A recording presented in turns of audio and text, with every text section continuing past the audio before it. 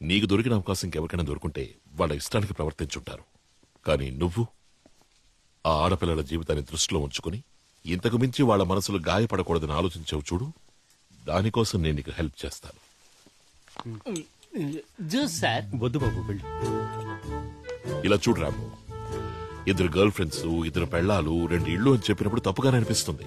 కానీ దాన్నే 2 జీవితాలు, 2 కుటుంబాలు, 2 అమ్మలు, 2 నాన్నలు, 2 ఫ్రెండ్స్ అని చెప్పి ఆ తర్వాత 2 గర్ల్ ఫ్రెండ్స్ అని చెప్తే అది వినడానికి ఆశ్చర్యంగాను పెద్ద తప్పుగాను అనిపించదు. కానీ అది తప్పే కదా సార్, నమ్మేలా ఉంటుందా? అసలు ఈ షో ఆ 2 అమ్మాయిల కోసమే కదా. దానికోసమే నన్ను నా ఛానల్ ఉంది, నా టాక్ షో ఉంది బాబు. వాళ్ళ కోసం ఓ టీవీ షో కండక్ట్ చేసి 10 మంది చేత బల్లగుద్ది మాట్లాడించి నమ్మించేస్తా. సార్, ఏదో వాడి శక్తికి వాడు 2 లవర్లను సెట్ చేసుకున్నాడు. సడన్ గా 2 అమ్మానాన్నలు, 2 కుటుంబాలంటే ఎక్కడికి పోతాడు సార్? అన్నిటికీ మనుషులున్నారయ్యా. వాళ్ళందరూ నమ్మేలాగా నటించాలి కదా సార్.